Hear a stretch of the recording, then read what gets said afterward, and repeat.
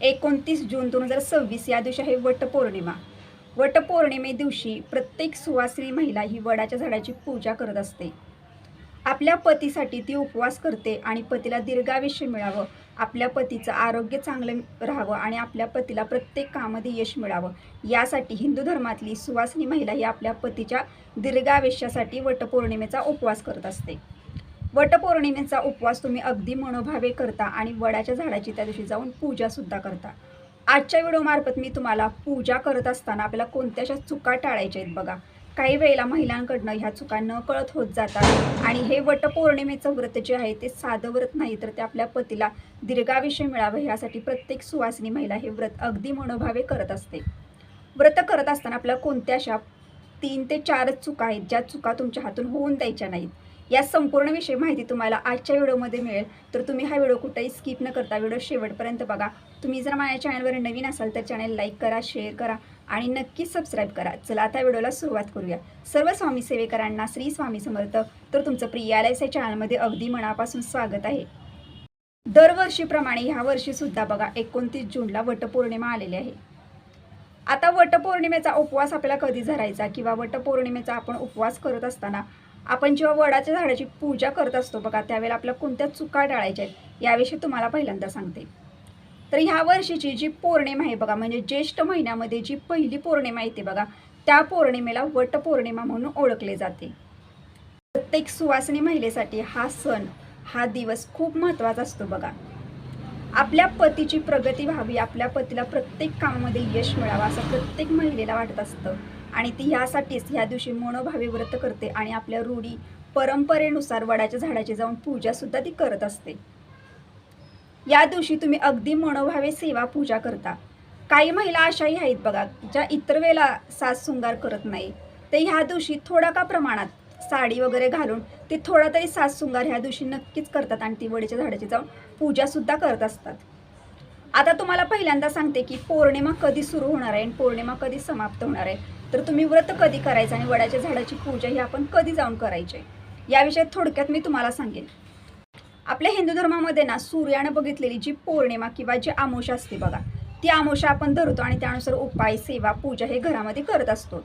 तर ह्या वर्षी पण बघा 29 जूनला सकाळी पहाटे 3:07 पौर्णिमेला प्रारंभ होत आहे. म्हटल्यानंतर सोमवारचा पूर्ण दिवस हा पौर्णिमेचा आहे आणि सूर्यानं बघितलेली पौर्णिमा आहे आणि ही पौर्णिमा मंगळवारी 30 जूनला पहाटे 5:07 समाप्ती होत आहे. यासाठी आपल्याला सेवा, पूजा, व्रत, वडा झाडाची जी पण पूजा असेल ते सर्व आपल्याला सोमवारी दिवसभरामध्ये करून घ्यायचं आहे. तर आता तुम्हाला पहिल्यांदा सांगते बघा, वटपौर्णिमे दिवशी आपण जेव्हा उपवास करतो, आता प्रत्येकानं ना आपल्या रूढी परंपरेनुसारच ह्या गोष्टी करा, कारण प्रत्येकाच्या घराची रीतिरिवाजी ह्या वेगवेगळ्या असतात बघा. जरी ह्या व्हिडिओमार्फत मी तुम्हाला काही अशा चुका जरी सांगत असले तरीसुद्धा त्या चुका तर तुम्हाला करायच्या नाहीत, पण तुम्हाला जी वटपौर्णिमेची जी पूजा किंवा जी सेवा करायची ना ती तुमच्या परंपरेनुसार करायची. तुमच्या घरामध्ये उपवास करून जर दिवसभर उपवास धरत असतील तर दिवसभर तुम्ही उपवास धरा, किंवा काहींच्या घरी असंही असतं बघा, वटपौर्णिमे दिवशी उपवास सकाळी धरतात, वडाच्या झाडाची पूजा वगैरे करून येतात आणि घरी येऊन 12 वाजता तो उपवास सोडवला जातो. असं सुद्धा काही भागामध्ये पद्धत, परंपरा आहे. तर तुम्ही त्यानुसार तुमच्या घरातल्यांना विचारा, जी मोठी माणसं असतात त्या सर्वांना विचारा आणि त्याप्रमाणे तुम्ही तुमच्या घरामध्ये व्रत आणि वड्या झाडाची पूजा करा. पण पूजा करत असताना आपल्याला काही 3 ते 4च चुका आहेत बघा, ज्या चुका आपल्याकडनं होऊन द्यायच्या नाहीत. तर आता पहिल्यांदा तुम्हाला सांगते, ही जी पूजा आहे बघा, आता सकाळी म्हणजे सोमवारी सकाळी पहाटे पौर्णिमेला प्रारंभ होत आहे, तर तुम्हाला जास्त करून पूजा ही ना सकाळच्या मुहूर्तावरती करून घ्यायची आहे. म्हणजे 6 वाजल्यापासून तुम्ही सकाळी सोमवारी 6 वाजल्यापासून 11, 11:30 पर्यंत ही पूजा, वटपौर्णिमेची पूजा, वड्या झाडाची पूजा ही जाऊन त्या जागेवरती करू शकता.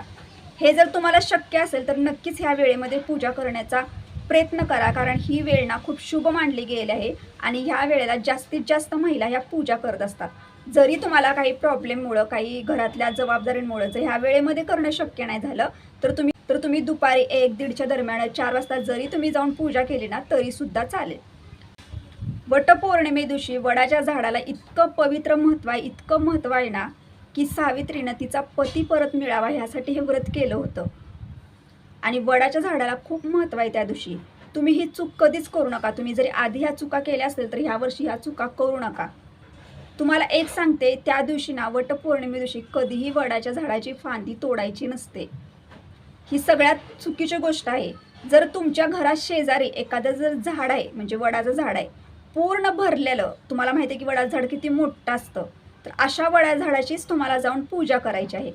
पण फांदी तोडायची चुकी कोणीही करू नका. फांदी वडाची कधीही वटपौर्णिमे दिवशी तोडायची नसते आणि घरी आणून तिची पूजा कधीही करायची नसते. तुम्हाला त्या जागेवरती, झाडाच्या जागेवरती जायचं आहे आणि तिथं जाऊन तुम्ही पूजा सेवा करू शकता.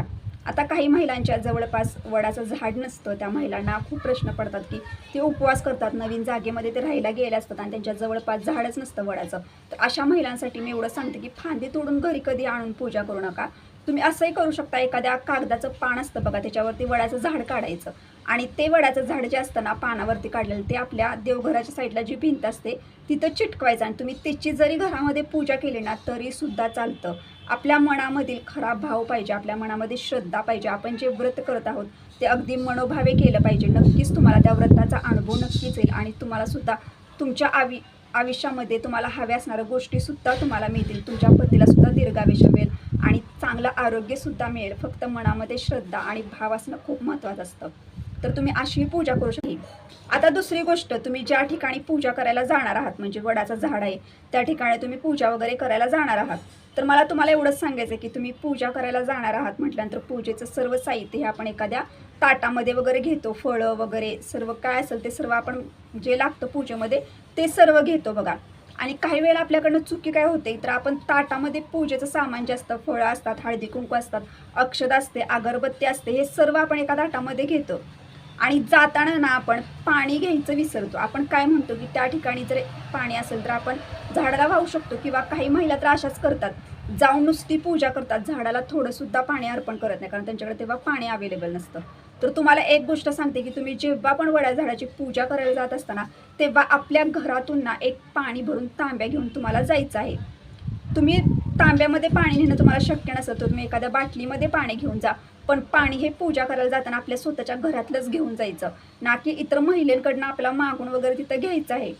आपल्या स्वतःच्या घरातलं पाणी घ्यायचं, ताट घ्यायचं पूजेसाठी जाताना, त्या ठिकाणी जाऊन आपल्याला पूजा करायची. वडाच्या झाडाची पूजा करत असताना आपल्या वडाच्या झाडाला पाणी अर्पण करणं खूप महत्त्वाचं मानलं गेलं आहे. जेव्हा पण तुम्ही पूजा करताना तेव्हा तुम्हाला पाणी पहिल्यांदा अर्पण करायचं असतं आणि त्यानंतरच जी काय असेल हळदी कुंकू, जे काय असेल तुमच्याजवळ फळं वगैरे, ती काय सर्व फुलं वगैरे ते सर्व व्हायचं असतं त्या ठिकाणी. आंबे वगैरे जे आपण सुवासिनी महिला आले असतात बघा, तिथं 5 संख्येमध्ये आपण त्यांची 5 जणींची ओटीसुद्धा त्या ठिकाणी आपण भरत असतो, तर ते सर्व तुम्ही करू शकता. पण तुम्हाला जाताना तुमच्या घरातलंच पाणी घेऊन जायचं आहे तिथे.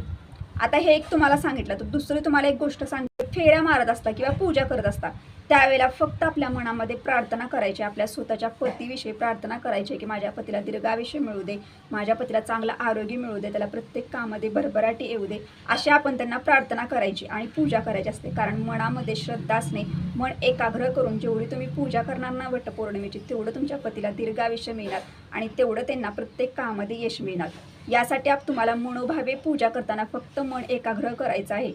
आता काही वेळेला बघा आपल्याकडनं काही चुका होतात, खूप तिथं गर्दी असते वटपौर्णिमे दिवशी ना वडा झाडाची तर खूप गर्दी असते. त्यामुळं काय होतं की नकळत आपल्याकडनं उलट्या फेऱ्या मारल्या गेल्या जातात.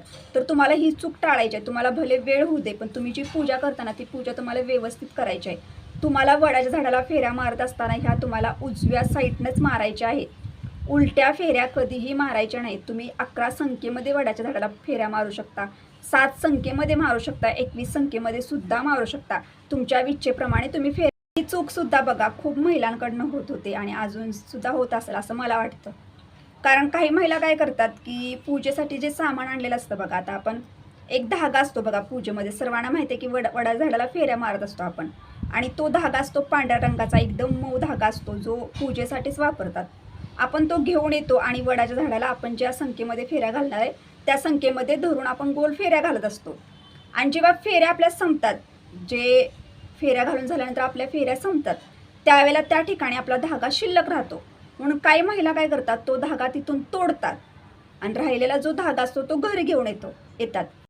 धागा आपल्याला कधीही घरी आणायचा नाही. आपल्या फेऱ्या संपल्यानंतर आपल्याला तो धागा तोडायचा नाही.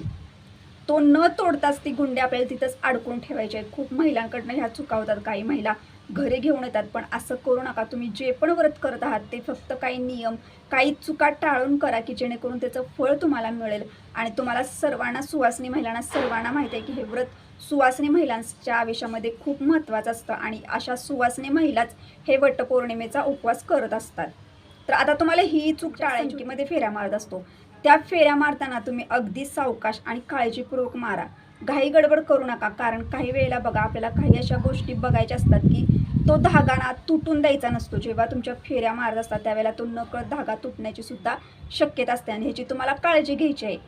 तो धागा तुटू नये म्हणून काळजी घ्यायची आहे बघा. आणि तुम्ही काळजीपूर्वक जर ह्या गोष्टी केल्या ना, तर नक्कीच तुम्हाला त्या गोष्टींमध्ये तुमचं लक्षही लागतं आणि तुमची पूजाही सुद्धा व्यवस्थित होते. ह्याचा अर्थ असा नाही की तुमचा धागा अचानक तुटला म्हणून तुमच्यासोबत काही वाईट घडू शकतं, असं काही नसतं. असं अशा वेळेला जरी तुमचा धागा जरी तुटला, चुकून जरी तुटला, कोणी मुद्दामून काही गोष्टी करत नसतं. जरी आपल्या धागामध्येच चुकून जर तुटला आपल्याकडनं, तर अशा वेळेला घाबरायचं नाही, क्षमा मागायची आणि पुन्हा तुम्ही तुमचे जे फेऱ्या असतील त्या सुरू करू शकता. सांगण्याचा उद्देश एवढाच आहे की तुम्हाला काळजी घेऊनच तुम्ही फेऱ्या मारा, की जेणेकरून तो धागा तुटणार नाही. तर ही एक चूक तुम्हाला करायची नाही. तर दुसरी गोष्ट अशी आहे बघा, काही महिला बघा व्रत करतात, मनापासनं पूजा करतात वडाच्या झाडाची आणि कथा न ऐकताच तो उपवास धरतात. तुम्हाला सांगते की वटपौर्णिमेचा उपवास हा ना का केला जातो, कारण सावित्रीनं आपल्या पतीचं प्राण परत मिळवण्यासाठी वटपौर्णिमेचा उपवास केला होता. यासाठीच त्या दिवसापासूनच प्रत्येक सुवासिनी महिला आपल्या पतीला दीर्घायुष्य मिळावं यासाठी हा उपवास करत असतात. यासाठीच सांगते की तुम्हाला ह्या दिवशी सगळ्यात महत्त्वाची चूक करायची नाही, कोणत्याच महिलेनं करायची नाही.